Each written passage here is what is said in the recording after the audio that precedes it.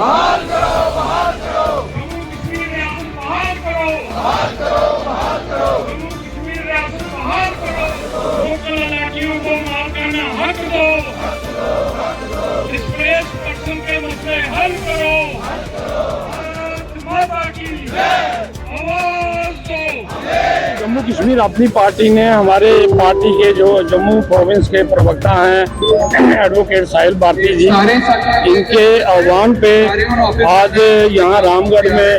एक पीसफुल मार्च जो निकाला था। आप देख रहे हैं कि बारिश के बावजूद, खराब मौसम के बावजूद भी भारी संख्या में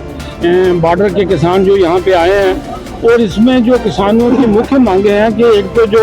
लोकल लाठी लोग हैं जिनकी ज़मीनें जो हैं वो सुरक्षा बांध में आ रही हैं या सरकार किसी और काम के लिए एक्वायर करती है, तो लोकल लाठियों को उसकी कंपनसेशन नहीं मिलती है। तो हमारी डिमांड है कि उनको वो कंपनसेशन मिले। उसके अलावा जो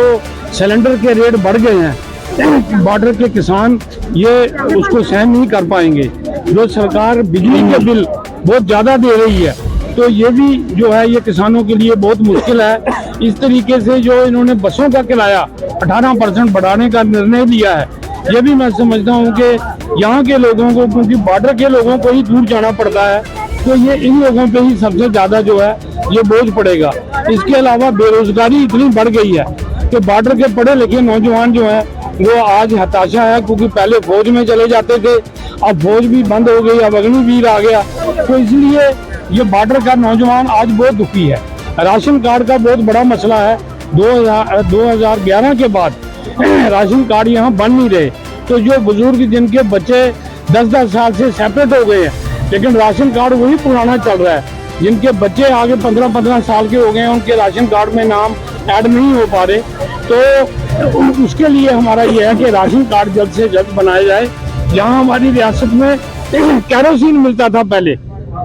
यहाँ कैरोसिन हर घर को मिलता था, मिट्टी का तेल, लेकिन इन्होंने बंद कर दिया पिछले 6-7 साल से। हम चाहते हैं वो कैरोसिन भी लोगों को मिले। और जो लोगों के बहुत सारे मसले हैं जिनको लेके आज यहाँ बॉर्डर के लोगों ने प्रोटेस्ट किया है साहिल जी की क़यादत में, और जितने भी हमारे जम्मू कश्मीर अपनी पार्टी के एक्टिव वर्कर हैं वो सब आज यहाँ पे आए थे। हम सरकार को ये चेतावनी देना चाहते हैं कि सरकार होश में आए, सरकार लोगों के साथ किए वादे पूरे करे। चाहे वो बीजेपी है, उसने कहा था हम रियासत देंगे, क्यों नहीं दे रहे। नेशनल कॉन्फ्रेंस ने कहा 1 लाख नौकरियां देंगे, क्यों नहीं दे रहे। तो ये सब चीज़ों के लिए आज 1.5 साल के बाद हम चुप थे, इसलिए कि शायद ये कुछ करेंगे, लेकिन अब 1.5 साल के बाद जब हमने देखा कि ये सिर्फ अपने आप को फायदा देने के अलावा और कोई काम नहीं कर रहे, तो आज रामगढ़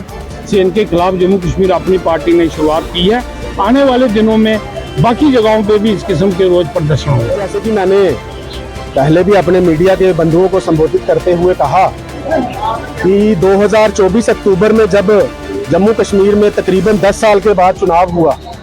तो हमारे जम्मू कश्मीर के लोगों को, हमारे बॉर्डर के लोगों को, हमारी पूरी रियासत को, चलो रियासत तो इन्होंने हमसे ले ली, हमारे पूरी जम्मू कश्मीर को ये बड़ा चाव था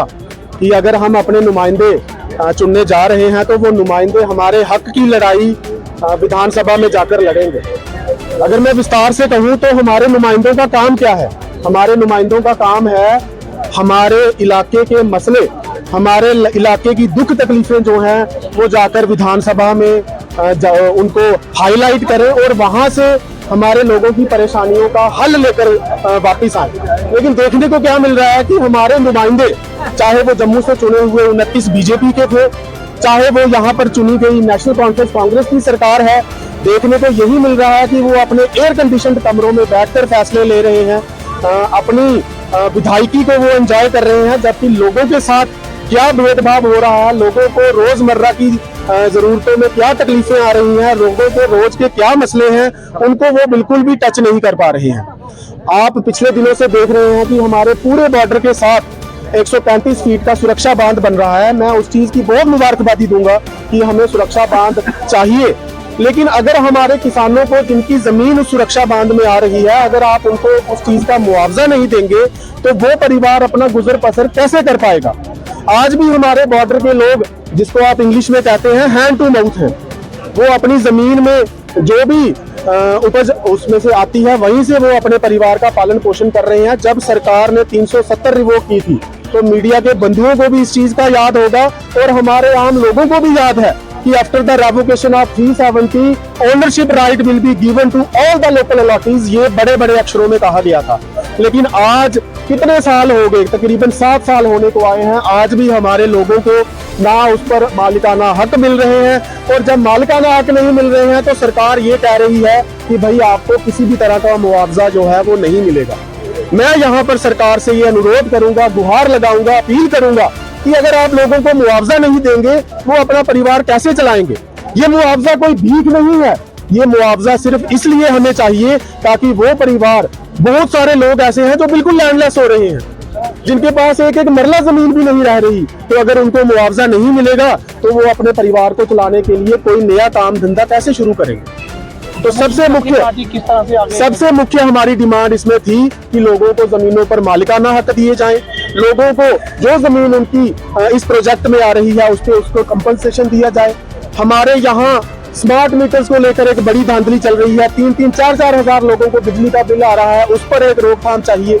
मोदी साहब कह रहे हैं कि हमारे देश में एलपीजी की कोई कमी नहीं है, लेकिन रोज हर एक एलपीजी स्टेशन पर आप देख लीजिए लंबी लंबी लाइनें लग रही हैं, लोगों को सिलेंडर नहीं मिल रहे हैं, सिलेंडर की कीमतों में वृद्धि हो रही है, नशे पर किसी तरह का चेक जो है वो नहीं लगाया जा रहा है। हमारे बॉर्डर के युवाओं को स्पेशल रिक्रूटमेंट ड्राइव, ताकि उनको रोजगार मिले और वो अपने आप को नशे से बचाएं, अपने परिवार को आगे चलाएं, इसकी तरफ सरकार का कोई ध्यान नहीं है। और ऐसे बहुत सारे मसले थे जिनको अगर मैं यहाँ पर डिस्कस करने लगूं तो शायद वो मसले खत्म ही ना हो। इन सभी मसलों को लेकर आज हमारे बॉर्डर के लोगों ने, आज हमारी भोली भाली जनता ने एक पीसफुल जो रोष रैली जो है वो रामगढ़ से निकाली थी। और मैं इस सरकार को, इस चुनी हुई एनसी कांग्रेस की सरकार को, जिन्होंने ये भी कहा था कि हम 200 यूनिट बिजली देंगे, हम 1 लाख नौकरियां देंगे, हम राशन बढ़ाएंगे, हम 12 सिलेंडर देंगे, कहाँ है भाई वो वादे? आज आपको कौन रोक रहा है? और एक चीज आज मैं आपके माध्यम से जरूर कहना चाहूंगा कि अगर आज यहाँ हमारा स्टेट सब्जेक्ट नहीं है, आज अगर हमारा डोमिसाइल लॉ है, मैं अपने सारे साथियों को इस तरफ ध्यान लाने के लिए कहूंगा कि भाई 15 साल का डोमिसाइल है, उसमें से 6-7 साल तो हो भी गए, तो आने वाले 7 सालों के बाद हो सकता है हमारा सरपंच, हमारा पंच, हमारा विधायक भी बाहर का बंदा आके यहाँ पर बन जाए। तो इस चुनी हुई सरकार को कम से कम आज की डेट में हमारा डोमिसाइल लॉ 15 साल से 50 साल का करना चाहिए,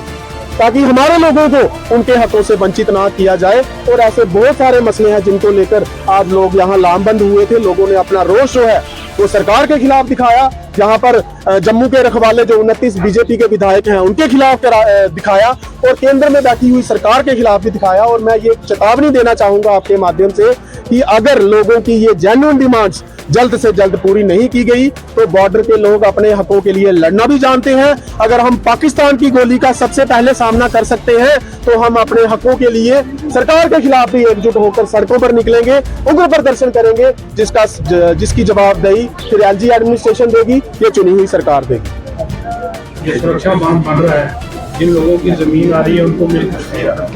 तो ये उन लोगों के साथ जाती है। जानते हैं कम से कम उनको, जैसे जब माइन लगे थे लोगों को रेंट मिला था, तो उस तरीके से इनको ये बेनिफिट मिलना चाहिए। बाकी भी देश में बचे हुए